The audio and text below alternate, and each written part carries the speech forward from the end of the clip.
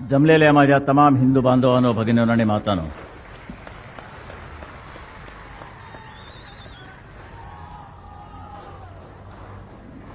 घरून निघताना धाकधूक वाटत होती. म्हटलं गर्दी होते न होते, माणसे येतात न येतात, आपण येतायत का भाड्याने आणावे लागतायत. सारखा प्रचार चालू आहे ना, शिवसेना संपली, गर्दी हटली. हटली का? जरा मोठ्याने ओरडा ना. असं काहीतरी पाहायला पाहिजे हो, जरा जिवंतपणा पाहिजे. चालू काय अजून थोडं? हे उरलेले फटाके महापौरांचे आहेत, तेवढे वाजून द्या. तेवढे तुमचे आहेत ना?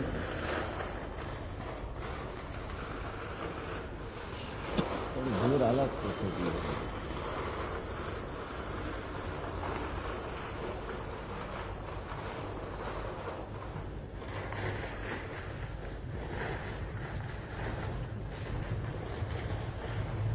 तिकडे लावलं असतं बरं झालं असतं, म्हणजे थोडा रावणाच्या ह्याच्यात गेला असता. तो सडा धूर माझ्याकडे येतोय. ते मगासपासून उभा आहे ते काय, कोणाचं आहे ते?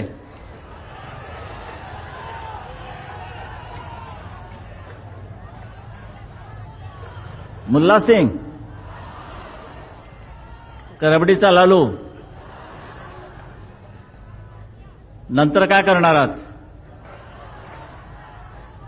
आगपेटी वगैरे आहे का देऊ? बरं ठीक आहे.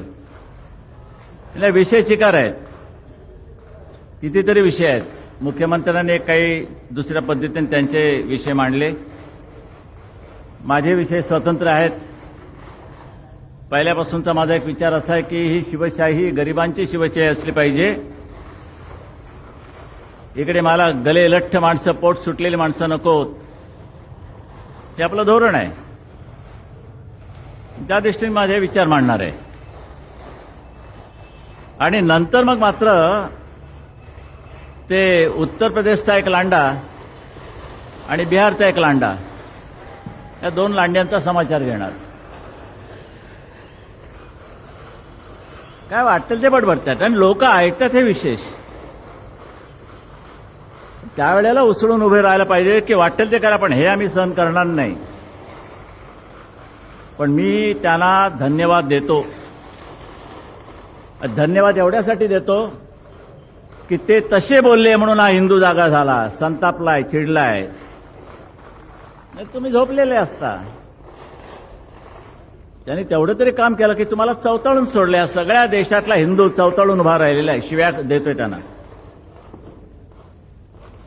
अरे पायाने दाबून टाका ना रे बाबा. बस बस, पायाने दाबा, नवी लावू नका.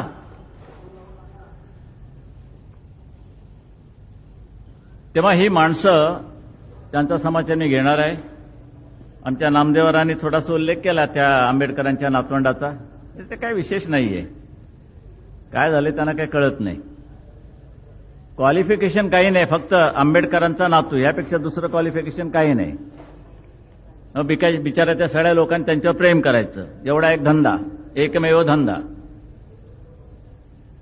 आज इथे आपण दसऱ्याचं सोनं लुटायला आलेलं आहे. ह्या देशामध्ये लुटालुटच जास्त असते. त्यामध्ये आपण काहीच लुटत नाही. सोनं लुटतं. ते सोनं म्हणजे कसलं? आपट्याच्या पानाचं.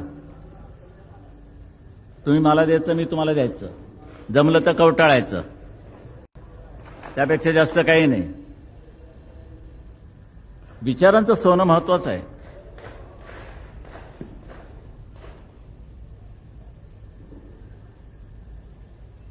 आणि द्यायचं म्हणजे काय द्यायचं? आता आम्ही भगवा सप्ताह आयोजित केलेला आहे. सगळ्या महाराष्ट्राला जाग आणायची. म्हणजे झोपलाय महाराष्ट्र असं म्हणून नव्हे, की आम्ही कुठे कमी झालो असं म्हणूनही नव्हे. उद्या निवडणुका येणार आहे. अश्लील सत्ता हातातनं जाणार आहे. मुळात ती येणार होती हे कुठे ते आम्हाला माहित नव्हतं आणि तुम्हालाही माहित नव्हतं, पण आली. तुमच्या सगळ्यांच्या आशीर्वादानं आणि मेहनतीनं आले. माझ्या शिवसैनिकाच्या घामानं, रक्तानं, परिश्रमानं आली. कोणी आमच्यावरती मेहरबानी केली नाही. आणि उद्या तेच होणार आहे. पुन्हा सुद्धा 2000 वर्षानंतर ही सत्ता खेचल्याशिवाय मी स्वस्थ बसणार नाही. पण जे आरोप झाले, काही करा तुम्ही, कधीही प्रसिद्धी नाही. आज ते एक जागीरदार आहेत बघा, ते आपले शिवसेनेचे आहेत. हे जागीरदार एक फार मोठे नामवंत सर्वोच्च न्यायालयाचे निवृत्त न्यायमूर्ती आहेत. श्री R.A. जागीरदार यांचे श्रीकृष्ण आयोगाच्या अहवालांतील भाषणांतील महत्वाचे मुद्दे अनेक दिलेले आहेत, आज सामन्यामध्ये छापलेत. त्यातला एक महत्वाचा मुद्दा म्हणजे श्रीकृष्ण आयोग. पहिला हा घेऊया, श्रीकृष्णाला वंदन करूया, त्या नव्हे आपल्या. आणि माझ्यावरती आरोप, बिहार आणि उत्तर प्रदेश 2 लांडे आले, ह्या शिवाजी पार करून त्यांनी एका आरोळी ठोकली की हमारी सरकार आएगी तो हम बाला साहब ठाकरे को गिरफ्तार करेंगे. मग भडव्यांना सांगायचे की ज्यावेळेला तुम्ही मला अटक कराल त्यावेळेला तुम्ही मुंबईत असा, इथे असलं पाहिजे. म्हणजे मग मुंबई पेटल्यानंतर तुम्हाला सुद्धा त्यात टाकता येईल.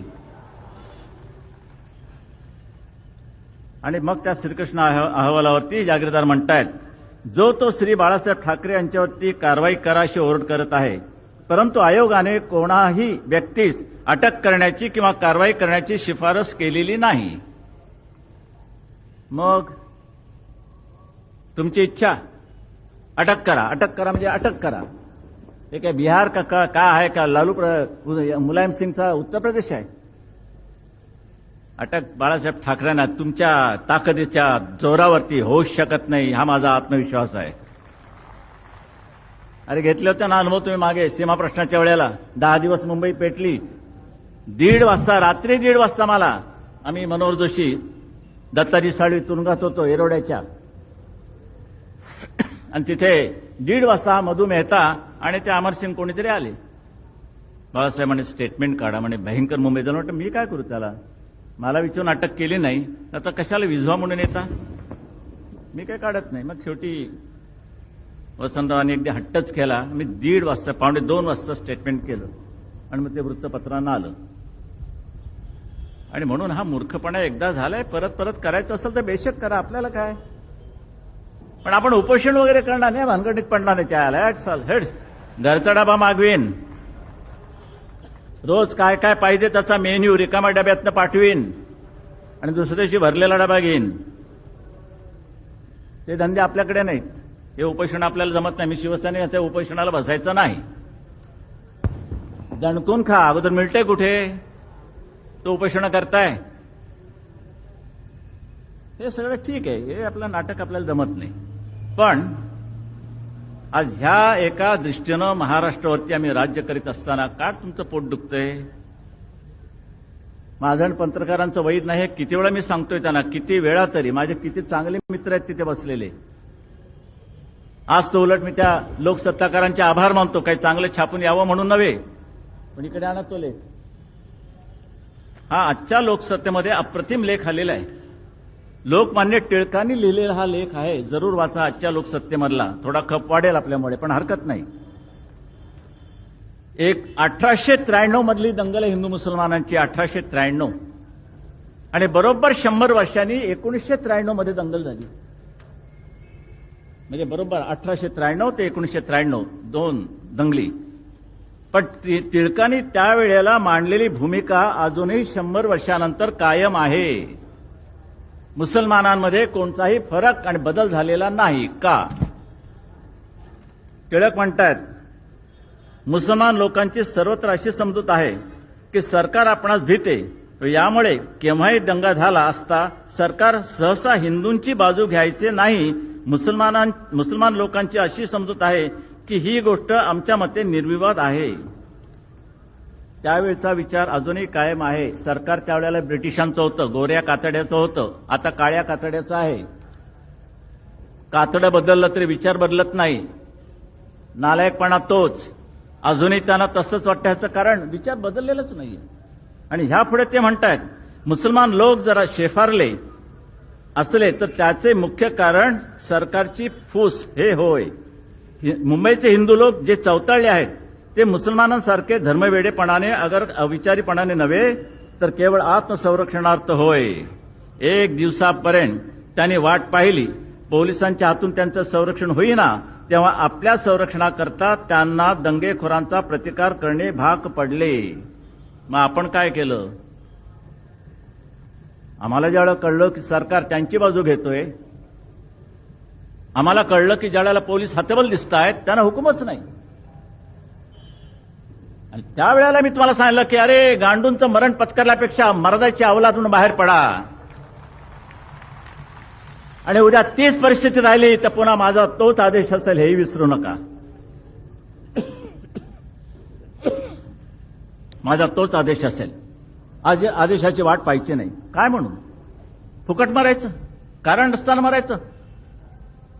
हा बा आगळी किंवा कागाळी किंवा कुठे कुरापत आम्ही काढली असेल तर मी समजू शकतो.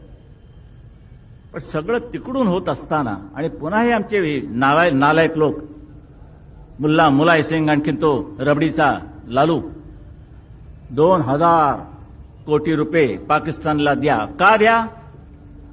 कशा करता? तर प्रकाश आंबेडकरांच्या म्हणण्याप्रमाणे शेजार धर्म म्हणून. शेजार धर्म? कोण बसली होती तुझ्या शेजारी? लांडोर? कसला शेजार धर्म? अरे ज्यांचं काय वाटोळ झाले ते त्यांनी बॉम्ब फोडला, आमची बरोबरी करायला गेले, वाजपेयीने 2 फोडले, आपण 1 फोडावा. त्यात खर्च झाले, त्याला आम्ही काय करणार? मग त्यांना मदत का करायची? तर त्यांनी दुसरा बॉम्ब फोडावा आणि आमच्या खाली फोडावा, याकरता द्यायचे. त्याला सरपाची अवलाद, त्याला दूध पाजता. स्वतःच्या लोकांची मात्र त्यांनी हे करायची, द्वेष करायचा आणि लांड्यांबद्दल मात्र प्रेम दाखवायचं. आणि 2000 कोटी. हे मुलायम सिंगचं वाक्य ऐकल्यानंतर त्याच वेळेला त्याला थोबडवायला पाहिजे होता. पण त्यावेळेला मी शिवसैनिकांना सांगितलं, जाऊ नका तिकडे, काही भानगडीत पडू नका, मरू द्या, यायला बोंबलतील. हा जागीरदारांचा हा माझ्याबद्दलचा रिमार्क कुठेही वर्तमानपत्रात छापला गेला नाही. पण आता मी जे बोलतोय ते प्रत्येक वाक्य उद्या चौकट, बॅनर, अमुक, लांडे बोलला. अरे बोललाच मुळी, त्यांच्या धर्मामध्ये आहे. त्यांनी जे सांगितलं ना मागच्या वेळेला कोणीतरी, ते तुझं लल्लू त्याच्यानंतर उभा राहिला, लल्लू बसला, मुलायम सिंग उभा राहिला, ही गर्दी हटून निघून गेली. गर्दी गेली. मी स्वतः पाहत होते, त्या मला एकाने टेप आणून दिली, बघा म्हणे गर्दी चालली आहे रस्त्याने, हा सगळा रस्ता निघून चाललाय. त्याने एक हिंदूची व्याख्या केली. हिंदू कोण आहे? ते एडझवच आहे ते साला, ते लालू प्रसाद. अरे हिंदू किसको बोलते है? आयला का तोंडामध्ये चारा भरलेलं फुगलेलं तोंड. बरं, मिटिंग नसलं की 2-2 दिवस म्हशी पैसे लोळतो, तुपाळ चेहऱ्याचा, मधाळ चेहऱ्याचा. हिंदूची व्याख्या केली. म्हणे हिंदू कशाला म्हणतात? म्हणे हमारी शादी हो गई है, हमको शरीर को हल्दी लगी है, हम हिंदू है. यही बात मुलायम सिंह की है. वही शादी हुई उसका हलत लगी है, तो हिंदू आहे. ज्याच्या अंगाला लग्न झाल्यामुळे हलट लागेल तो हिंदू. ते आपल्याला काही पटत नाही. मग असं जर असेल, लग्नाची हळद ज्याच्या अंगाला लागते तो हिंदू, मग मला असं वाटतं की मुसलमानांचं नेतृत्व करण्याकरता त्या माणसाची सुनता व्हायलाच पाहिजे. ज्याची सुनता नाही तो नेतृत्व करू शकत नाही. जा मुसलमानांना विचारा, काय रे चालेल का बिनसुनत्याचा? सुनत्यावरचे काही नेतृत्व अवलंबून नाही ना. तुमचा नाही मग हळदीचा प्रश्न. ते तर का म्हणे वाजपेयी हिंदू नाही का? त्यांचं लग्न झालं नाही म्हणून. काय शोध लावला? मग आम्ही पण सुनतेचा शोध लावला की ज्याची सुनता झालेली नाही तो मुसलमानांचं नेतृत्व करत नाही, तो मुसलमान असू शकत नाही. चालेल, मग हे जसं चालत नाही तसं हळदीचा आणि लग्नाचा काही संबंध नाही. लग्न झाल्यानंतर ते पिवळी होत असेल ती गोष्ट निराळी, थोड्या वेळाने कळेल. म्हणून पंतोना जोरात हसतात. बरं असू द्या. हा काय झालं, व्यंगचित्रकाराचा हलकटपणा असल्यामुळे मध्ये मध्ये आपलं चालूच असतं आमचं. झालं ते काय, आता करायचं काय? ते रावसाहेबांसारखं आहे त्या पु ल देशपांड्यांच्या.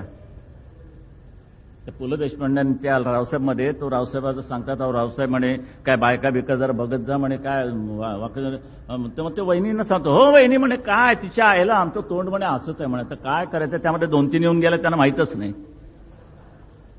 थोडंसं आमचंही रावसाहेबासारखं होतं. वडिलांनी बाळकडू पाजलं, पुण्याला अनुभव आले, ते आम्ही स्वतः पाहिले. काय काय भोगलं तेही आम्हाला लक्षात आहे. लहानपणी पाहिले मी सगळे 2 मार्क कशी चालली वगैरे. त्यामुळे शिव्या द्यायला लागले वडील. आता वडील देतात म्हणजे आपण त्यांना मदत करायला पाहिजे. वडिलांना एकाकी कसं पाडायचं, पण थोडेसे शिकलो ते आता हल्ली वापरतो कुठून कुठून, ज्या ज्यावेळेस शक्य आणि त्या लायकीची माणसं असतील त्याप्रमाणे ते असो. पण ही इतकी बालिश माणसं, हिंदूची व्याख्या काय काय काय कोणाला सांगताय तुम्ही? मी आजपासून तुम्हाला सांगतो, या देशाला भारत म्हणू नका, इंडिया म्हणू नका. आजपासून या देशाला फक्त हिंदुस्थान म्हणा.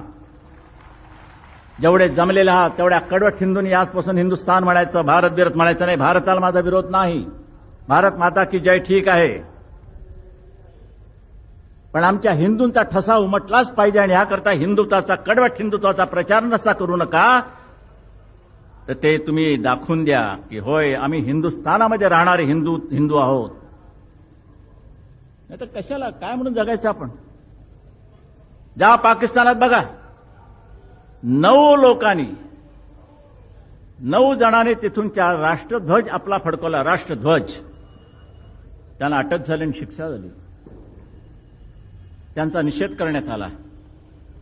काय केलं पाप त्यांनी? 9 फक्त लोक त्यांनी राष्ट्रध्वज हिंदुस्थानाचा फडकवला, त्यांना अटक झाली आणि शिक्षा झाली आणि गदारोळ उठला तिकडे. आमच्याकडे यांची 2 फुल्यांची जी मस्ती आहे, वंदे मातरम आम्ही म्हणणार नाही. उद्या आमची ती तयारी असेल की ह्याना वंदे मातरम आम्ही म्हणायला लावणारच, लावलंच पाहिजे. वंदे मातरम म्हणा, तर त्याला काही अर्थ नाही जगण्याला. नेहरू घराण्याने वाट लावली, सगळ्यांनी वाट लावली, आणि आता हे वाट लावतात. नशीब या देशाचं की तो मुलायम सिंग तिथे बसला नाही संरक्षण मंत्री म्हणून, नाही तर ह्या माणसाने खरोखर त्या पाकिस्तानला 2000 देऊन या देशाचं दिवाळं काढलं असतं. आमच्यावरती आरोप आहे दिवाळखोरीचा. कोण करतायत? ते दुसरे लल्लूचे इकडे एक अवतार आहे शरद पवार. दुसरा नमुना आहे तो, दिसतोय तसाच. फक्त तो त्याच्यापाशी रबडी आहे, हा रबडी खातो. इंदूरला म्हणतात, आहे मध्य प्रदेशात, चांगला पदार्थ आहे. काय दिवाळखोरीचा आरोप करताय? कसली दिवाळखोरी?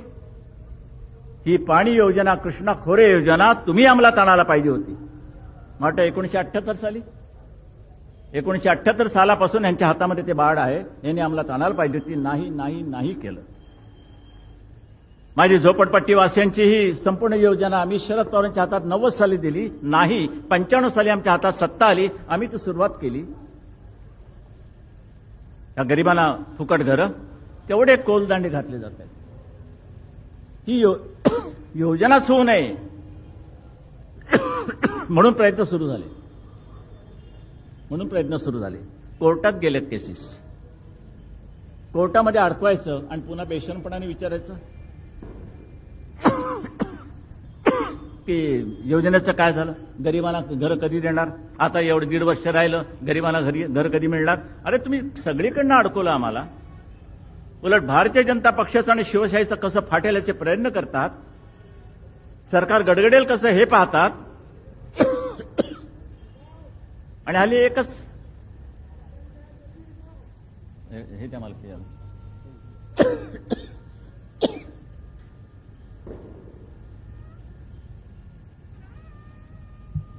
हल्ली एकच मुद्दा. कधी पत्रकार भेटले, काही भेटले, मनोज जोशींचं काय म्हटलं, काय नाही म्हणजे ते म्हटलं मला कळतं ते कधी जाणार. म्हटलं प्रश्न कुठे येतो? रोज सकाळी उठतात, कार्यक्रम आटोपतात, चहा बी घेतात, वर्तमानपत्र वाचतात, मंत्रालयात जातात, महाराष्ट्र फिरतायत, योजना आखलेल्या कशा अंमलात आणायची याची विवंचना करतायत. आणि मग इतर सगळ्या गोष्टी म्हणजे कधी जात आहेत यापेक्षा दुसरा विषय नाही. हे कशा करतात चाललंय मला कळत नाही. तुमची इच्छा काय? एका तरी काँग्रेस मुख्यमंत्र्याला तुम्ही हा प्रश्न विचारला? माझ्या वयाची उठाठेव करतात की मग तुमच्यानंतर कोण. म्हटलं हा केसरीला प्रश्न विचारला, नरसिंहरावला हा प्रश्न विचारला, मग मलाच का विचारता, कसली घाई आहे तुम्हाला. पण हे चाललेलं आहे. बरं, कसली घाई आहे तुम्हाला. मुद्दा असा आहे तो तुम्हाला बरं आहे माझ्याकडे. माझा प्रश्न एवढाच आहे की तुम्ही आम्हाला मदत करू नका, टीका करायची जरूर करा, पण सगळं मोडून तोडून टाकतो. आज प्रथम या महाराष्ट्रामध्ये पूर्ण देशाचा विचार केल्यानंतर पहिल्यांदा विरोधी पक्षाचं सरकार या महाराष्ट्रामध्ये आलेले शिवरायाच्या महाराष्ट्रात. न सगळ्यांनी काँग्रेसची कास धरून, तुम्हाला मी सांगतो सरकार बसवलेली आहेत काँग्रेसची कास धरून. आणि मग अशा वेळेला तुम्हाला अभिमान वाटायला नको आम्ही काय असं घोडं मारले की हे सरकार पडण्याकरता तुम्ही आधी पाण्यामध्ये देव बुडून ठेवावेत. उद्देश काय. कृष्णा खोरे काय म्हणे होणार नाही. अरे पण का. झोपडपट्टी योजना होणार नाही. फेरीवाल्यांचं फिसकटलं. फेरीवाल्यांच्या बाबतीत माझी स्पष्ट भूमिका आहे. महापौर तिथे बसलेले आहेत, मुख्यमंत्री इथे आहेत, त्यांना मी सांगा काय विचारलंय. मी तुम्ही ज्या पद्धतीने हॉकर झोन आखलेले आहे ते मी मान्य करणार नाही, कोणत्याही परिस्थितीत नाही. अहो जिथे शांतता आहे तिकडे बिघडवायची कशा करता. मी महापौरांना विचारलं, म्हटलं ते बाबा हॉस्पिटल आहे तिकडे तुम्ही पट्टे मारलेत. महापौर म्हणाले नाही तिथे म्हणे फेरीवाले तिकडे नारळवाले बसवणार. नारळवाले.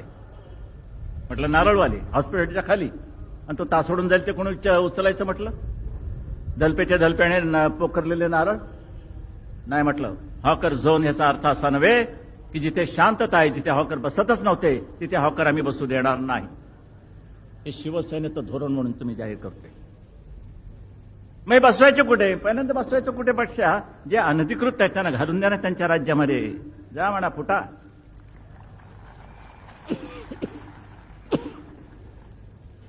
त्यांना घालवा, बरेचसे कमी होतील. त्यांनी मला दिले कोष्टक किती खरे अधिकृत फेरीवाले किती आहेत. फार कमी आहेत. 2 का 2.5 लाख एकूण असतील तुमचे फेरीवाले. त्यातले मुळात किती फार कमी आहेत. जवळजवळ मला वाटतं कमीत कमी 15 ते 25 हजाराच्या जवळ आहेत. फार नाही आहेत. यांना कुठे बसू शकतो. आज दादाची जनता एकदम खुश आहे. कारण असा रस्ता आणि हा फुटपाथ हे मला प्रथम दिसतंय. मग हे सुख महत्वाचं आहे. तर त्यानं घसडगुंड आपल्या ह्याच्यामधनं जात बसाय.